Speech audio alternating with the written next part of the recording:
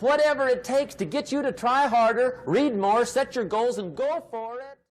Here's the next attitude disease. Pessimism, the deadly disease of always looking on the bad side, the problem side, the difficult side, checking all the reasons why it can't be done. The poor pessimist leads an ugly life. He doesn't try to figure out what's right. He tries to figure out what's wrong. He doesn't look for virtue. He looks for faults. And when he finds them, he's delighted. How ugly. This is the poor guy who looks through the window, doesn't see the sunset. He sees the specks on the window.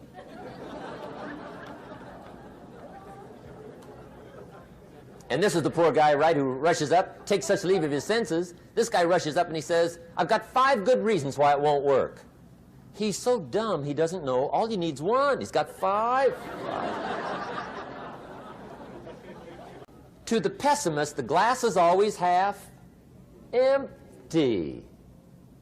To the optimist, the glass is half full. Why would the same measure affect people 2 different ways? Answer. It all depends on how you look at it. Our lives are mostly affected by the way we think things are, not the way they are. The way we think they are affects us most. There's a subject we don't have time to get into tonight called better thinking habits. One of the major things Shove taught me when I met him, he said, poor thinking habits keeps most people poor. Not poor working habits. Most people work hard, but they don't think hard.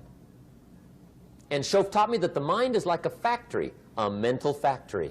And whatever you think about all day long pours ingredients into this mental factory. And that's what builds the economic, social, financial fabric of your life.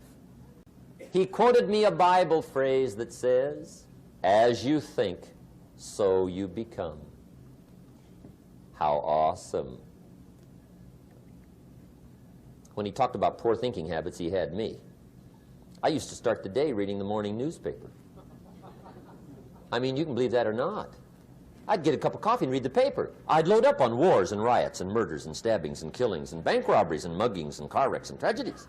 I'd even read the back pages. I seem to like that stuff for some weird reason. I'd load up on all that, and then I'd start the day. You can imagine the kind of days I used to have. You walk around on your financial knees. They call you economic peewee.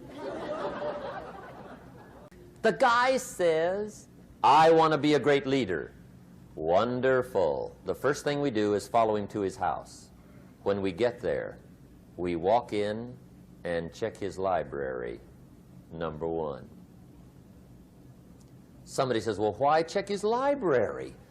The reason is because what a man reads pours massive ingredients into his mental factory, and the fabric of his life is built from those ingredients. You would not believe what some people have got in their house to read. You would not believe. One of the best dressed up words I know for a lot of it is trash. Can you imagine dumping a barrel of trash into this mental factory every day and coming out with a rich, dynamic, positive life? It can't be done. You might as well try making a cake with cement. The kids back in Danbury, Connecticut, high school, they're asking me questions one day. I'm talking to the kids. Kids got good questions these days. One of them said to me, Mr. Rohn, how do you build the good life? I said, it's simple. It's not easy, but it's simple. Here's how you build anything. Select the right ingredients, keep out the wrong ingredients, and it starts with thought. Everything starts with thought. So you must be wise and careful what you think about, because that starts everything. You got to be wise and careful.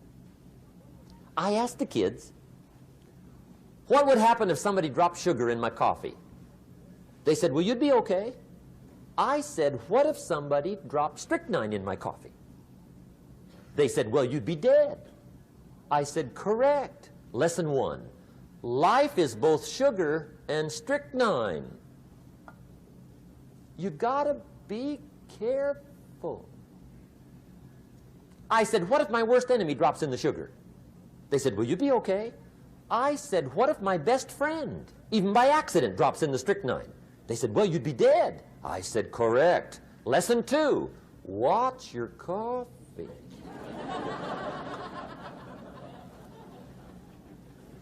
You got to be careful. See, it doesn't matter who hands you the bad stuff. It doesn't matter where you get the bad stuff. It'll still do its damage on your bank account, wherever you get it. Mr. Schoaf gave me one of the greatest phrases when I first met him when he said, Jim, every day stand guard at the door of your mind. How important. Stand guard at the door of your mind. And you decide what goes into your mental factory. Don't let anybody just dump anything they want to in your mental factory, because you've got to live with the results. Okay, here's the last disease, and we're through with this list. In fact, we're almost through. Hang on. The last disease, but this one is deadly. Engage in this one, indulge in it even slightly, and you might as well forget the future, because it's going to forget you. Complaining, crying, whining, griping. A Bible word called murmuring. See, that'll ace your future. Spend 5 minutes complaining, and you have wasted 5. And you may have begun what's known as economic cancer of the bone. Surely they will soon haul you off into a financial desert and there let you choke on the dust of your own regret. I hope I said that well. Just be on the lookout of the things that can destroy all the good you start. The war is on. And this evening, tomorrow, mentally, personally, socially, economically, you got to make sure you're winning the war.